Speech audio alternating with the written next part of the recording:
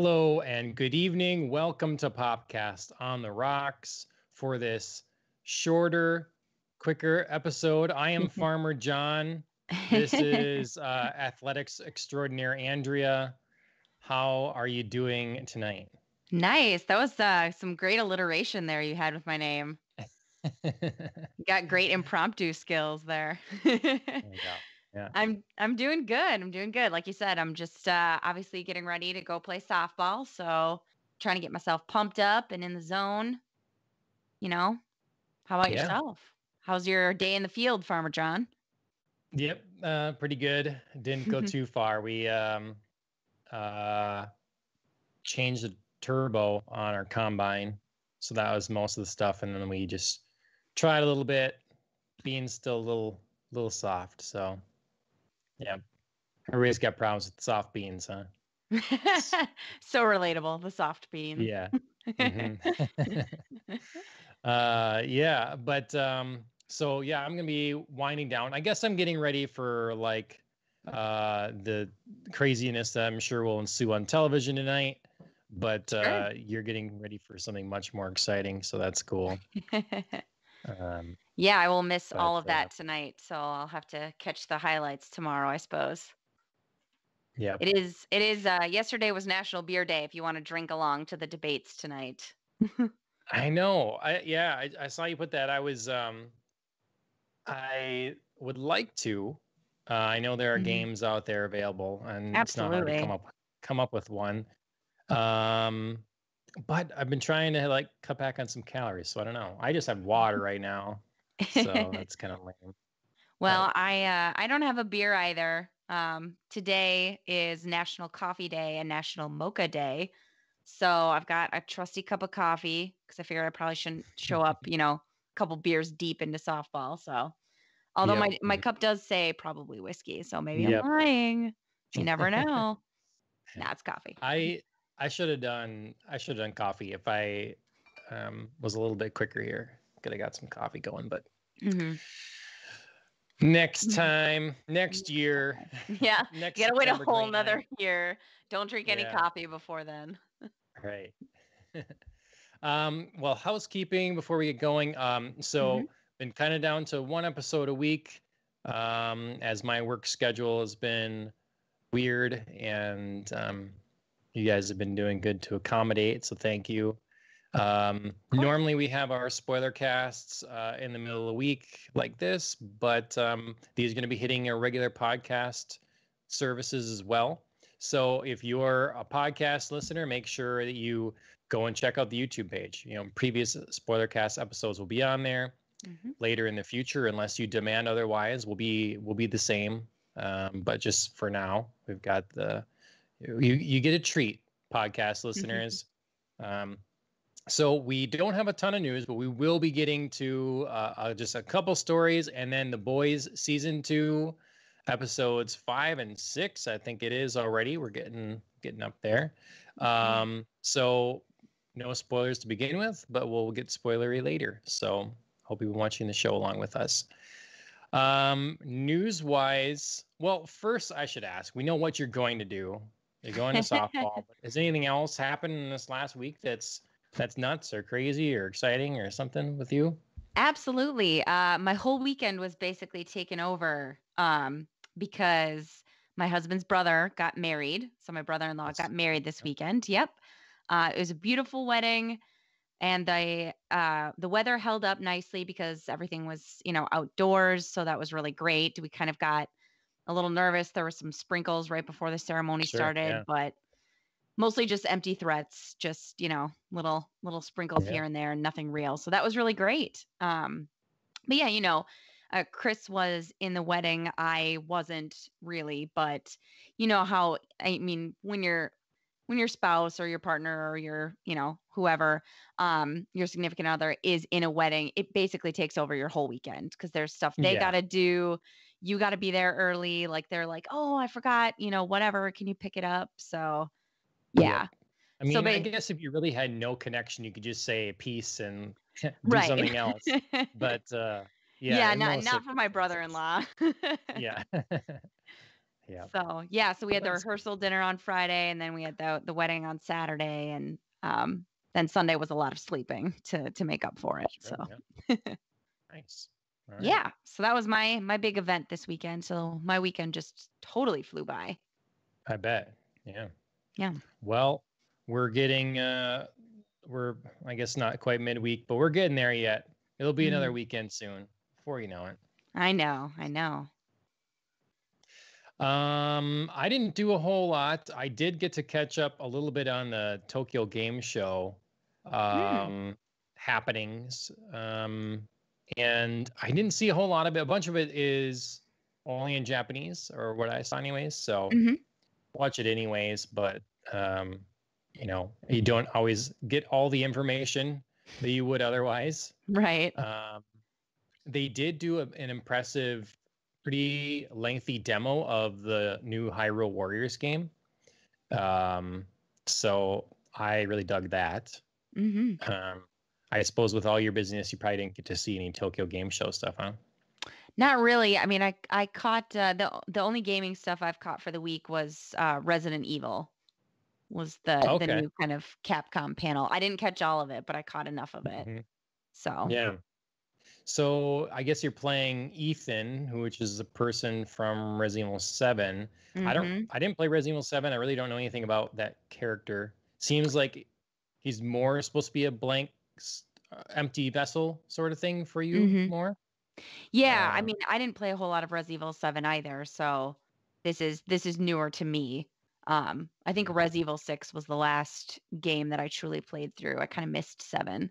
So I was actually really disappointed in 6. It didn't kind of live up to my expectations. So Yep.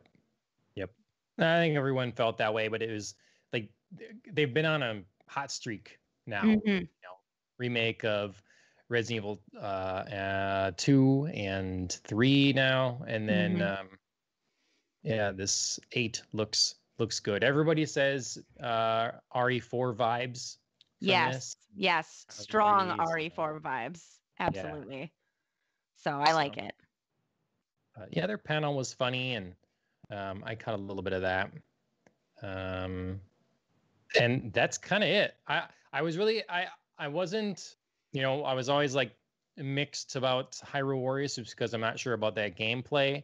Yeah. But when I saw the gameplay there, it did look fun. The question is, will it get repetitive? But if you get to keep playing with different characters, and I'm just really interested in seeing the story play out from Breath of the Wild. It actually like spurred me on to try, like, to jump in and play a little more DLC from Breath of the Wild that I hadn't previously. Sure, yeah. So doing that a little bit.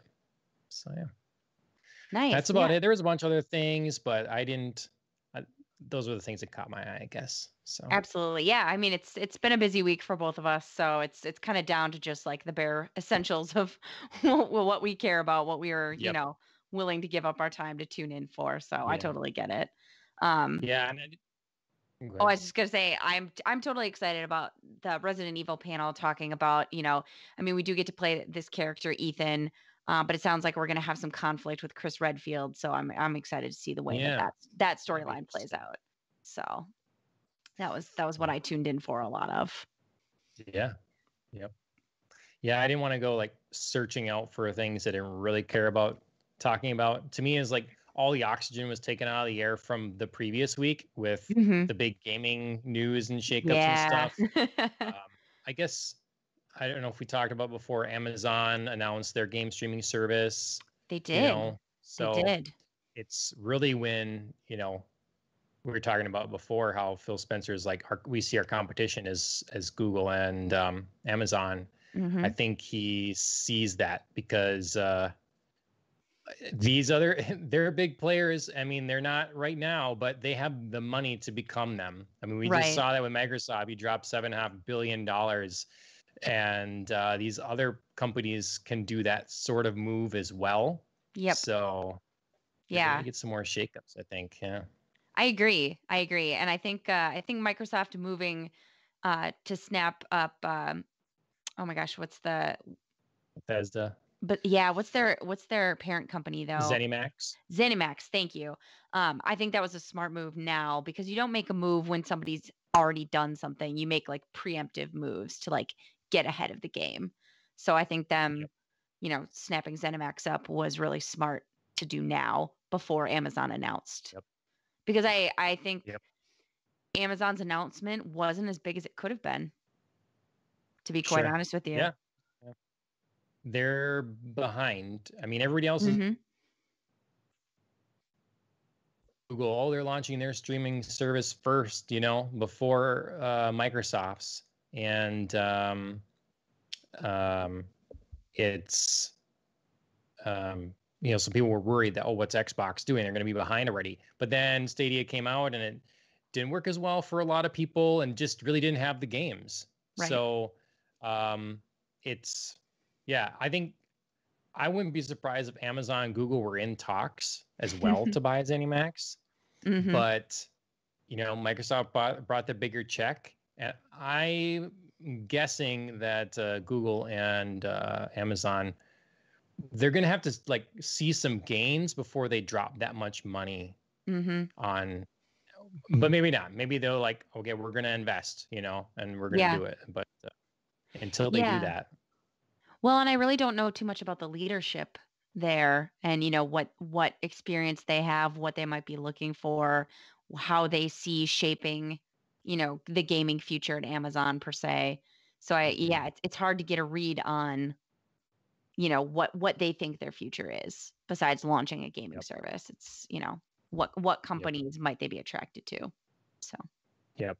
I mean, when you kind of come down to it, like, Google's all about selling ads. So it kind of makes sense that Stadia was built in, like you could be watching a YouTuber and immediately pick up the game they're playing, and you can, I don't know, YouTube is built around ads. And so, you can see a market there or a strategy, and then building out their cloud infrastructure for it.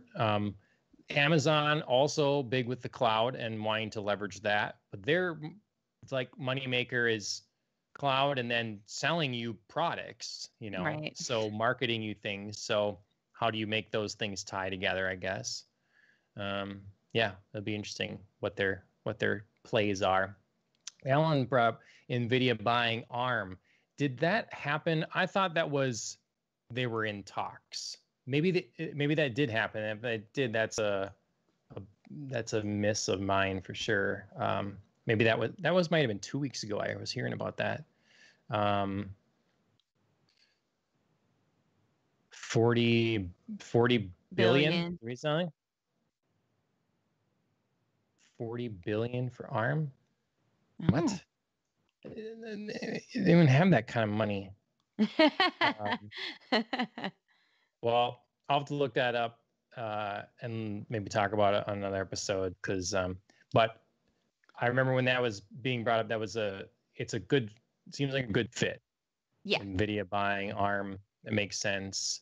If Intel isn't gonna move ARM, if Intel isn't going to modernize, then leave it to Intel or to NVIDIA. Yeah. NVIDIA and AMD. So, yeah. In non-gaming things, you have some other news story quick before we get to other stuff. What's this? I don't know anything about this. Maybe you've talked about it before. I haven't. No. I haven't heard anything. This is basically coming out of left field for me. But they're doing a half remake, half sequel, is my understanding, of The Craft, called The Craft Legacy. And it's coming out October 28th, right before Halloween, on demand. So, skipping the theaters, going streaming. And they just released a new trailer, I think, yesterday, for this. So, so I don't know if you ever watched the original Craft, about 4 high school girls who one of them discovers that she has, witchy powers, and they all kind of join together to form a coven to get back at the bullies at school. And then one of them just kind of takes it too far and the other girls have to stop her. So it's pretty old. I think it's pre-Scream Nev Campbell. I think it's just before Scream, if I'm remembering correctly, but she's probably the biggest name that's coming out of the original. But it was a great like you know, early teen witch movie. I really liked Mhm. it. So I just thought it was I've kind of heard fun of that it. they're doing. Yeah, it's one of those ones that if you haven't watched it, you've at least heard talk of. Mhm. So it's kind of one of those like early classic ones. Um, so yeah, so they've got a new one coming out, so it'll be on demand. So I'm kind of excited about that for Halloween. Yeah, that's cool. Blumhouse, I mean, they make good horror stuff now, Mm-hmm. creepy Yep. things or whatever. Michelle Monaghan and David Duchovny being The parents, I parents. like that. Yep, I I like did that. too. So, okay, Yeah, I cool. mean, I recognize none of the younger actresses, but that doesn't Yeah, which I really say a like. whole I lot. kind of get some Yeah. new people in there. Yeah, it's kind of fun when you're not like, oh, it's like Millie Bobby Brown is in there and you just spend the whole time being like, it's Millie Bobby Brown instead of being like, you know, Yeah, it's whatever character or it's Eleven, it's Elle from Stranger Things. yeah, She's in this movie. right. So, yeah. Huh. So yeah, I just Yeah, wanted I'll have to we just watch wanted to pop the that in there. trailer. I saw Mhm. another trailer today. Like, I'm there are good or cool looking things coming out and stuff. Just Mhm. they're not like the big ones or whatever, you know. Right. Right. But all right. Well, to television, Yeah. to spoilery the boys. It's that Um, time. yeah. Um, what did you think of the boys season 2, episodes 5 and 6? So I just watched these today, and so they are nice and fresh in my mind. These were some crazy episodes. Big payoff for storylines that have been building for a lot of this season. I feel like this early season we've had some big moments for sure, but here is coming the payoff of I think everything that the Stormfront and Homelander storyline has been pointing to, because they get real in these two episodes. Their antagonistic, like half, sexual tension relationship just kind of explodes into having sex, I guess. Yeah. let's just put it right out there. They not only have sex, but they have very physical sex. I didn't see this coming. I mean, like we were anticipating a confrontation, Mhm. which still could happen, but Yes. it's yeah, I did not see that. I know you brought up before how she flirted with him some, but I Mhm. just seemed to think it was a play of some kind, Yeah. some sort of move, and it does not seem like that now. Yeah. Yeah, I really when it first started and she sort of like really made the move, you know, that she was going for it, I still thought it was a play, but I wasn't sure that Homelander was going to go for it. It really felt Mhm. like this could go one of two ways, and I don't know which way it could go. Or Homelander could start this, be into it for like a second, and then just be like, no, no, just kidding. I'd like to kill you instead. So I Did really did you have up the until they actually did it, I wasn't sure they were going to do it. yeah? Did you have the feeling like watching Homelander? I'm like, oh, you're becoming a man. You're like, Yeah. because Yeah. he's been so childish in and weird and that kind of thing, like mommy Yes. issues stuff, and Yes. very, all that makes him uncomfortable. Mhm. And yeah, it was like it was weird. It's weird to have this, character that's so powerful, but is so inexperienced and like Mhm. naive in many ways too, because he's robbed of a regular life, Right. so Yeah, I thought that episode 5 in particular was a lot of accelerated growth for Homelander in terms of the previous two seasons. I mean, he is a man, but really he's kind of a child. Obviously mhm, we talked about the whole mommy hangups, his whole milk thing. Um yeah, I mean, he just has a lot of very like childish temper tantrums kind of thing. yep, And then here in episode 5 we sort of like see him starting to really break away from that. He still has some sort of growing to do, when he basically comes to Stormfront and has a tantrum about all his memes and being like, I don't need your help. I can do it myself. I just totally saw like a 5-year-old stomping their foot and being like, I do it. Yeah.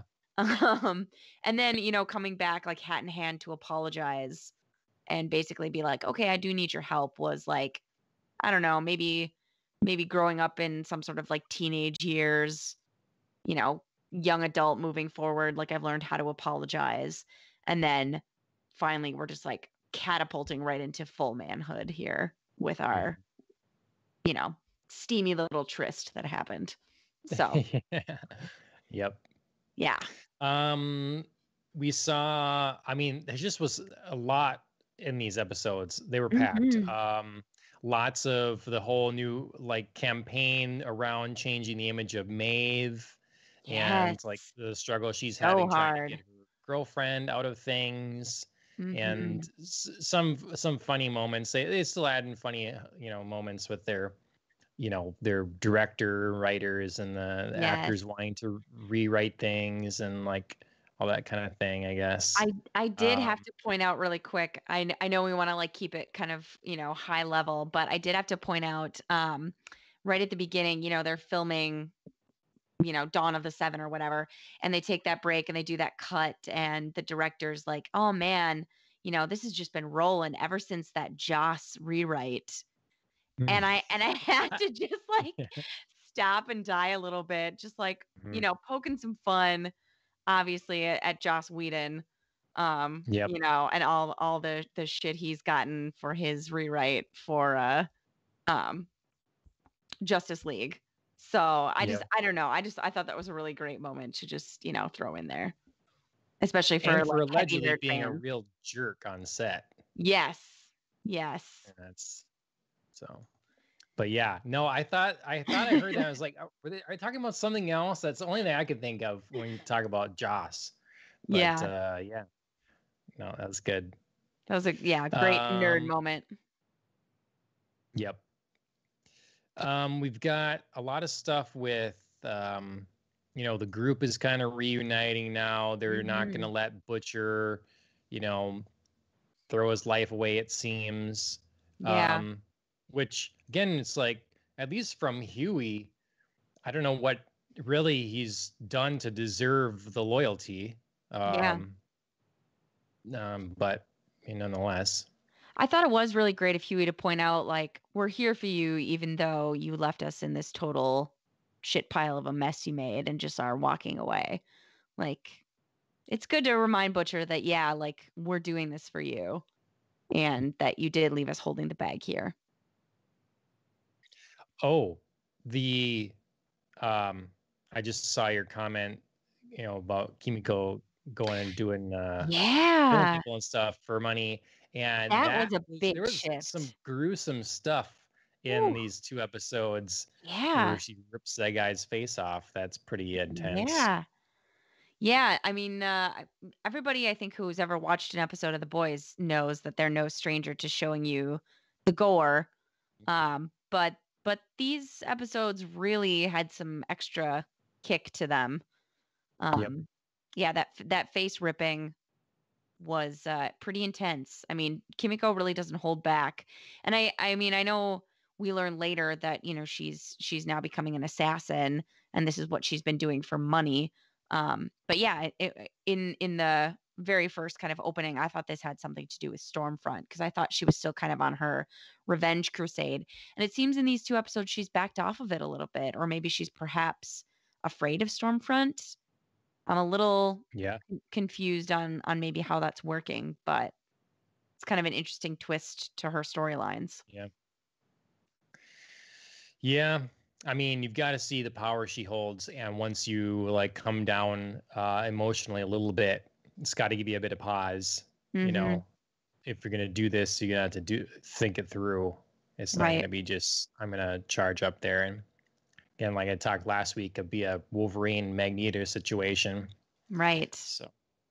Right. Yeah. Now we as an audience, of course, through Homelander and Storefront's very physical encounter, know that she can heal and she's somewhat resistant, adaptive, something to his laser beam eyes. So That's I got to give wonder you if pause as Homelander can well. heal. Like he I hasn't really don't been know. hurt, Yeah. but I wonder if, yeah, we Yeah, gotta see.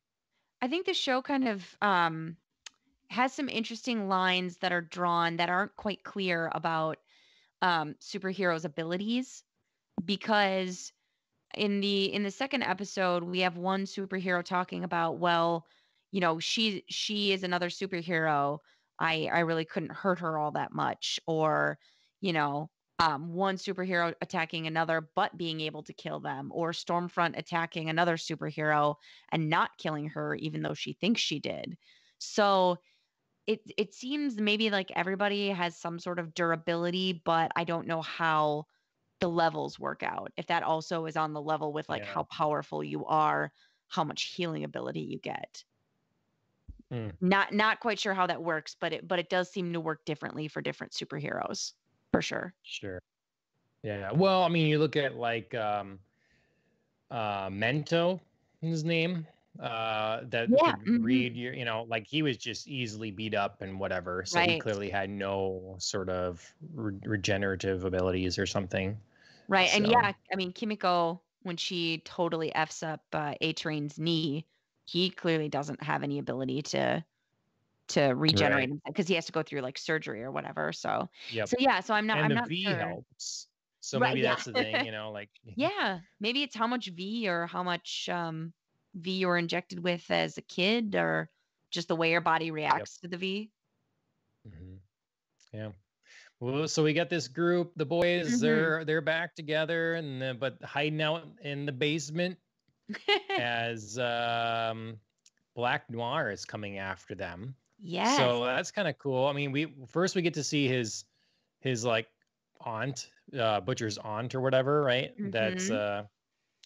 drug dealer. That's nice. She seems sweet at first, and stuff, but she's got a side hustle. Kick-ass old lady. Um, yeah. And we And get to then meet his dog. We get yep. to meet his dog Terror, who's part of the comics. See, I kept hearing Terra. I'm Me like, oh, that's too. an interesting name for, yeah. I heard Terra at first, and all I could think of was the plantation from Gone with the Wind. And I was like, why? Why would he name his dog this? And then Chris actually jumped in and reminded me that Terror was the name of his dog from the comics. So, Okay. yeah. Well, he's a true terror, that's for sure. But Butcher should feel bad leaving him behind for so long. That's And right. of It course, reminds he me of promises he'll bring Becca back, bring your mom back. What a liar. yeah, it reminds me of a very like Jon Snow ghost situation. How Yeah. everybody was so pissed that John kept going off on all these quests and leaving Ghost behind. Season 8, everybody's like, when are we going to be reunited? So, Yeah. Helen says oh, his aunt's name is Barbara Gordon. that's great. Wait, real name? So the actress's name, you're saying? Because that would be okay, actress's name. Okay. That's great. She Nice. fits right in. Be a good She's name to have. obviously she's obviously meant to be part of a superhero series. Right. Well, we get to see a little bit of Black Noir's abilities, sort of. We don't Yeah. really see it, but Yeah. clearly can create some sort of explosions or something, I guess, huh? Well, and he's got healing because he's got all that stuff stuck in him from the explosions, and just like takes it out of his body and like throws it at Huey and MM. Yeah, I didn't know what was going on there for sure. I figured like stuff is just sticking in his armor, but yeah, if something's getting through, and when he's big into knives, didn't he use knives against Kimiko too when they fought? Yeah. Mm-hmm. So, yeah. Yeah. Still sort of in the dark about him, but I still kind of like it that way. He still to me is the scariest character because I can't get a read on him. I don't know what he thinks. Homelander's a lot of bluster, and he could just, he could lose his temper and kill you, but he could also just like play something off as a joke and leave you alone. Or think he gets the upper hand by just like dismissing you. Whereas Black Noir is just so focused and intense. He scares me a lot more. Yeah, I feel like we're gonna have to. he's going to be critical at some point for one side or the other. At this point, he seems really just like he's ready to do his orders, from the top, take his orders from the top. But if I still get the impression if that's what he really wants to do, he kind of, or maybe not. Maybe he's like literally the right hand man for what's his face, the CEO guy, Mr. Edgar. Yeah, maybe that's the deal the whole time is really he's just his guy and does whatever he wants directly. And I don't know. Yeah, such a mystery still, but it was a cool confrontation, but unexpected because like, well, how are you guys going to get out of this? He has him dead to rights or whatever. And then, we get the call from Edgar and, Butcher lays out his big reveal in front of the other guys. Yeah. I was really surprised about it. Mm-hmm. I mean, that's some big stuff to just, lay out on the line, tell everybody that, you found Becca, she's alive, she was raped by Homelander, she has a son, and that's why she didn't come back with him. Yep. Lots of other things. We're running short on time, but we got to see. It's so quickly. Stormfront helps Homelander get his polling numbers back up with some sweet meme usage. Yeah. I just commented the power of meme culture is displayed and a disinformation campaign. Like it's really she knows what's going on there. Absolutely. I did also think Stormfront's moment with A-Train was really important because she clearly was part of the Church of the Collective before. She talks about it when it used to be pure and it used to be right. So I feel like that's sort of leading up to something going on there because they've slowly become a bigger part of this season, obviously with the Deep joining, getting married, getting way deep, pardon the pun, into their ideology. And then now in this next episode, recruiting A-Train to try and join.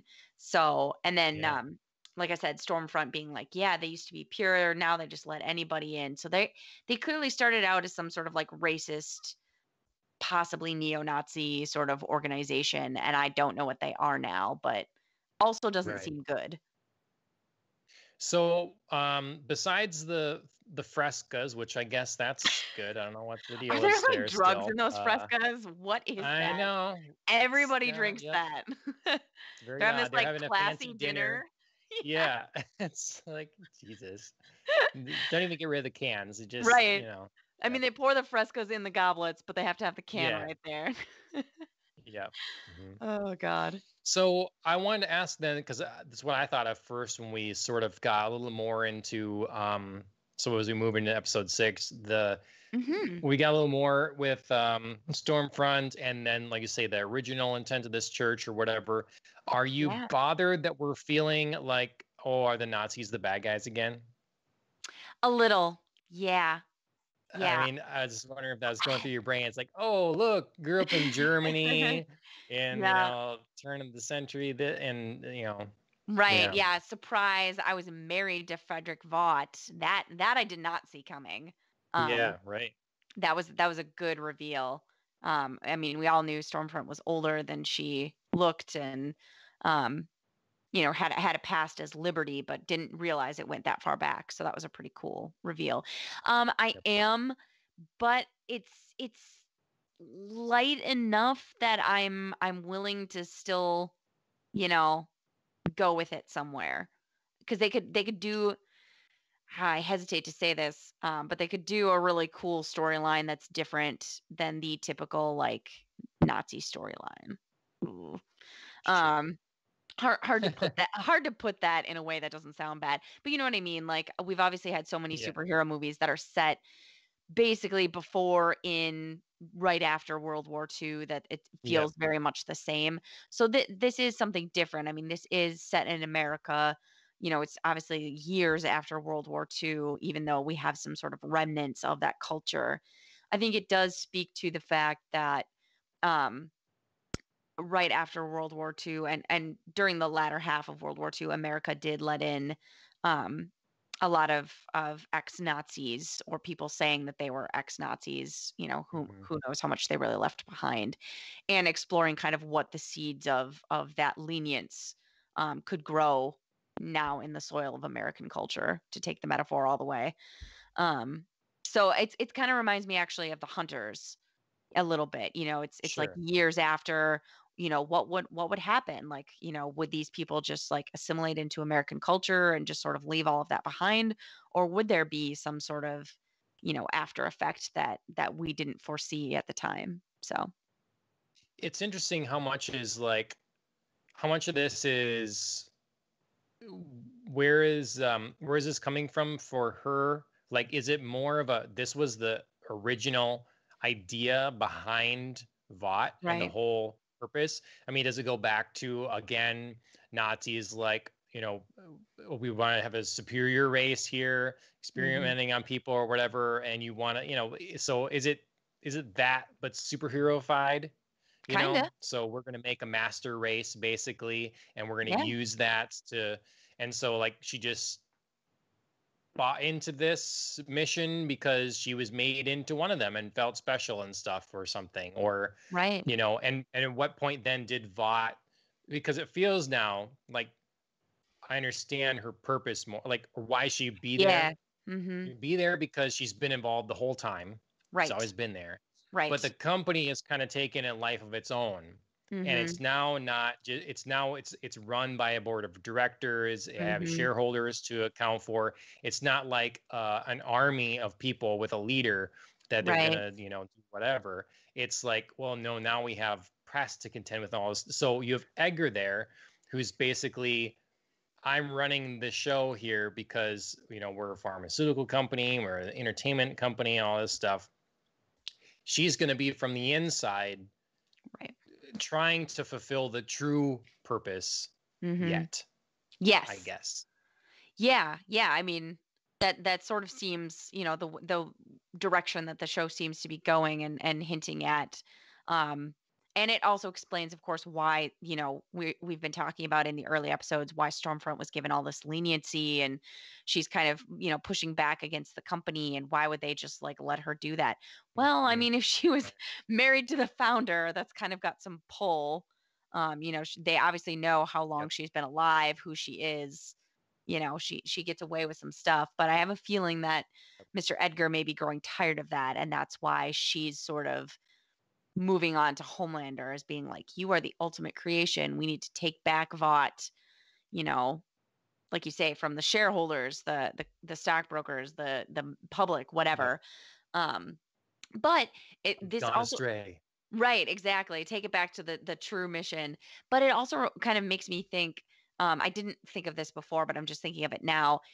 It does take Homelander and Stormfront weirdly back into a mother-son zone, because she is sort of like the creator of this company, and her husband was like the father of this company and created all the superheroes. And she's like, "You're my greatest creation, or you're the company's greatest creation, and that's why I love you."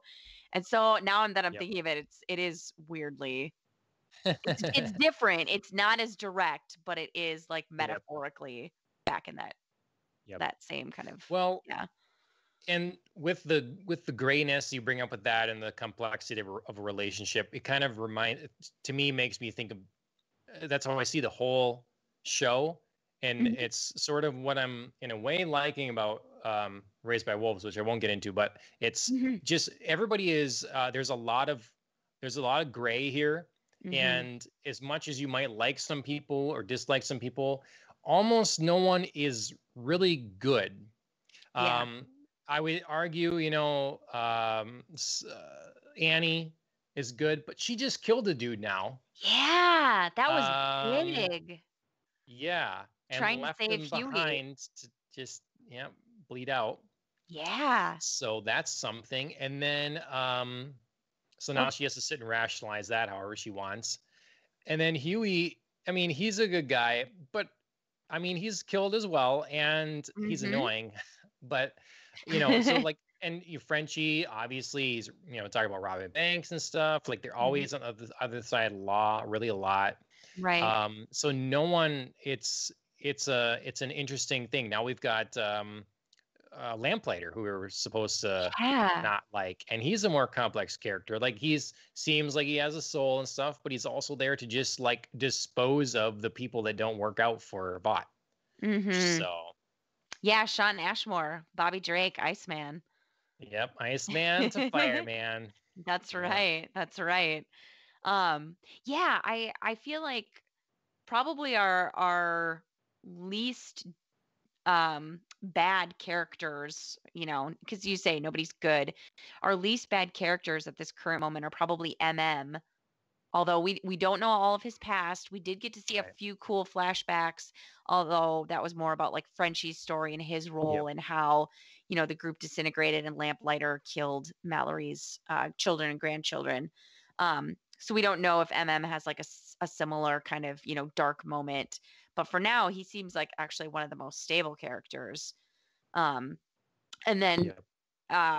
right, I would have said right before Kimiko ripped somebody's face off, it would have been Kimiko. Because, I mean, she was trapped in a basement. What could she do? Yeah. And she was trying so But hard to. she has a body count. Well, she definitely does now for sure. Um, so yeah, prior to that, I would have said, she was at least trying to be good, and now it's just Yep. now it's again more shades of gray. So. Yep. Well. But yeah, Lamplighter I thought was a big, the whole going to the sanitarium, meeting Lamplighter, Yeah. seeing basically what Stormfront and to some extent I'm assuming Vought has been doing at this, institution, trying to inject adults with V and be successful like they were with Kimiko. Yeah, that was a big moment to understanding Vought, understanding Stormfront, being introduced to Lamplighter, seeing both Frenchie and Mallory get their chance for revenge on Lamplighter, and they don't take it. So. Yep. Well, do you think we're gonna see? You think is Lamplighter gonna be part of the group, or is I think he? so. I mean, is he gonna stay kind of doing what he's doing? Well, I mean, I don't know if he's going to become, part of the group per se, but maybe like a consultant, or like if they really need a favor, they might, lean on him and he could yeah. provide. Because he clearly is obviously carrying around a lot of guilt, seems to have some Yep. sort of conscience now, at least. Doesn't turn them in when Stormfront arrives. Yep. Yeah, and I think the other big moment that kind of came out of this episode was, Huey gets injured while they're at the sanitarium, and Butcher and Annie have to work together to get him to a hospital. They finally start to bond, and maybe, just Yep. maybe, Butcher is slowly, taking some baby steps to change his tune about all superheroes are the worst, and we got to kill them all. So maybe Yep. he would be open to working with Lamplighter. I mean, Yeah. probably a tougher sell, but still. You can't bring in Iceman in this show at this juncture and not have him involved. Like Right. he's gotta be around. He's gotta Right. be around. Yeah. I love the way we're introduced to him, and they kind of have this whole jailbreak when they accidentally blow the doors off of one of the inmates' rooms. And his whole like bargaining chip is like, I was nice to you, like don't hurt me. Yeah. Remember when I gave you that extra helping Yep. craft shells and cheese? Yep. Oh man, I was like, that is the worst bargaining chip ever. Yeah, Cindy, the newer, Yeah. I guess, super being. I don't know that we could call her a superhero or a supervillain. But yeah, Cindy, the kind of person who survives and gets out, and we see her hitching at the end. So she's clearly like going to be Black Noir type. Yeah. Like silent and scary, and what do they want? And yeah. Yeah. Mhm. Yeah, we see her get a ride as she leaves the sanitarium. So we'll see where she ends up and who exactly she's going after. She's clearly coming for somebody. Yep. All right. We've got to get it running. You got to get a swinging and a throwing. That's right. That's right. Gotta go stretch it out. I don't pull anything. I'm getting old. All right. Well, that's The Boys, season 2, episodes 5 and 6. I think it's just 2 more episodes, right? I think it's an 8-episode season. I think so. I think that was last season was 8 episodes as well. So I don't think that there was a plan to deviate from that, but we'll see. Certainly wouldn't mind more because it does seem like a lot to try and wrap up even partially for season 2. So in 2 episodes. Well, everybody should follow us on all the social media things. Podcasts on the Rocks everywhere. I often play, when I get the chance, I stream some with my brother-in-law at Lucas333. That's Lucas with a K on Twitch. Find us there. Thank you to Killing the Flower for our theme song. They can be found on Spotify, Instagram, YouTube. So go and check them out. Again, we're back to about 1 episode a week, probably. We'll fit them in where we can. So stick with us, stick by our social media, and that's about it. Thanks for joining us. Thanks for joining me, Andrea. You have good luck out there. Thank you. Cheers, everybody.